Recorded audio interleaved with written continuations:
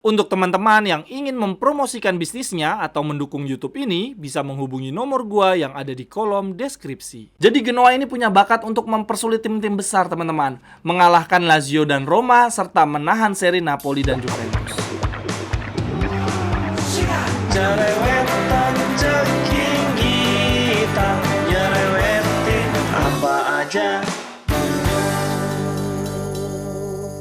Teman-teman yang sedang kalian saksikan saat ini adalah Cerewetin Inter. Apa kabar teman-teman semua? Semoga dalam keadaan sehat. Selamat berhari Jumat.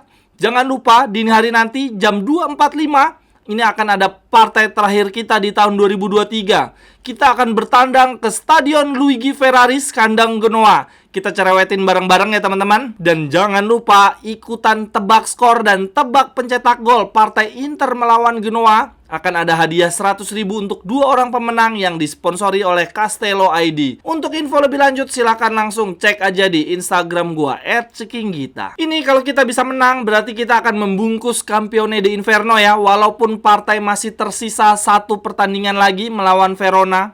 Gua sih jujur tidak terlalu peduli dengan mitos yang mengatakan bahwa juara Campione di Inferno, juara tengah musim itu ada kutukannya, tidak akan mendapatkan Scudetto. Gua nggak peduli. Menurut gue Inter harus menabung poin sebanyak-banyaknya mumpung lagi on fire. Mengingat jadwal kita nanti di pekan-pekan terakhir Serie A sangat amat neraka. Untuk prediksi line up, di posisi kiper ada Yann Sommer. Semoga clean sheet ya. Gue berharap Yann Sommer bisa melewati rekor clean sheet terbanyak Serie A yang saat ini dipegang oleh Buffon, Provedel, dan De Santis dengan torehan 21 kali clean sheet. Sementara untuk center back ada potensi Benjamin Pavard akan menjadi pemain inti, menjadi center back kanan. Ini artinya mengembalikan Bisek ke habitat awalnya ya, yaitu sebagai back di strata paling akhir. Karena selain Pavard, De Vrij juga sudah mulai sembuh dari cedera. Pavard akan ditemani oleh 2 back lainnya. Tentu saja center back tengah ada kakek-kakek 82 tahun, Acerbi, dan center back kiri dengan umpan crossing terbaik di dunia ya, Bastoni. Sementara untuk lini tengah,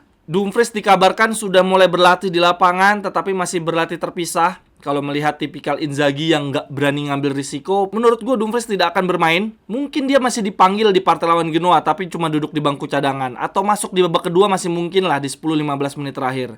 Kemudian Di Marco juga masih cedera. Artinya gelandang yang akan dipasang sejak menit awal yaitu Darmian, Barella, Calhanoglu, Mkhitaryan, dan Augusto. Lalu untuk di posisi gelandang teman-teman, dari berita terakhir dikatakan bahwa Fratesi absen latihan kemarin karena flu. Jadi ada kemungkinan juga dia tidak akan bermain di partai lawan Genoa. Harusnya sih kalau cuma flu minum Neosep terus tidur seharian besoknya udah bugar sih ya teman-teman.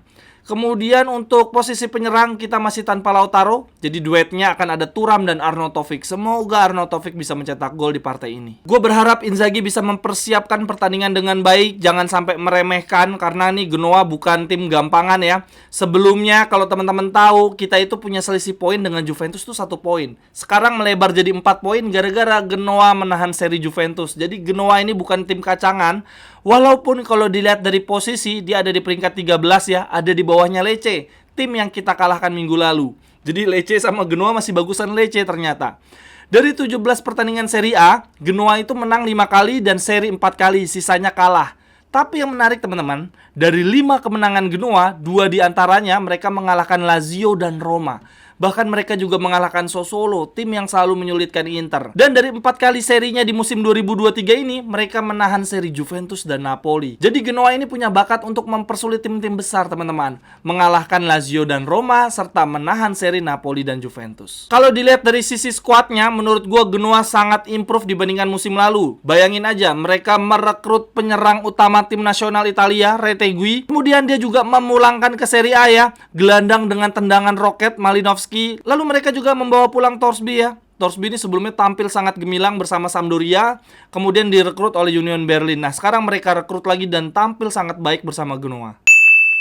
Teman-teman, sama seperti tahun lalu, di tahun ini gue bikin kalender yang kali ini adalah kalender 2024 dengan tema Inter.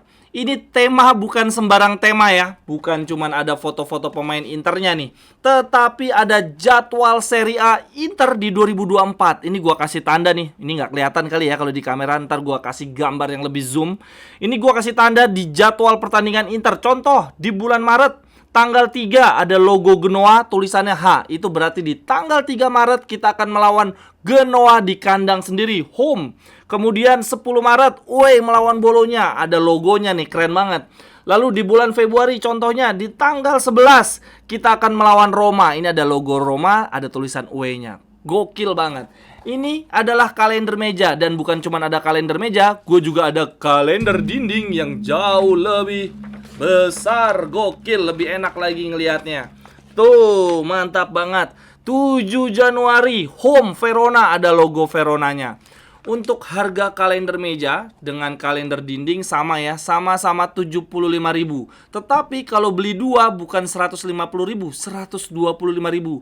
Lebih hemat. Belinya di mana? Bisa beli di Tokopedia dan ada di Shopee. Linknya ada di kolom deskripsi. Terima kasih teman-teman. Sepanjang musim ini, Genoa di bawah asuhan Gilardino tampil dengan formasi 3-5-2. Rata-rata mereka bermain 3-5-2 walaupun seringkali berubah-ubah. Untuk di posisi back, pemain yang paling gemilang adalah Dragusin. Ini dibeli dari Juventus. Usianya masih 21 tahun, tingginya 190 cm teman-teman. Ini mirip Bisek lah gaya mainnya. Kemudian dari sisi gelandang, ini Genoa berlimpah pemain bintang. Selain Malinovskyi, mereka punya dua pemain veteran Serie A ya. Ada Milan Badels dan juga Strootman. Akan tetapi bintang utama mereka di posisi gelandang adalah Morten Vriendrup ya, yang sejauh ini sudah mencetak 4 assist. Dan untuk di lini depan mereka sebetulnya punya Retegui sama Mesias, tapi dua pemain ini cedera, kemungkinan tidak tampil.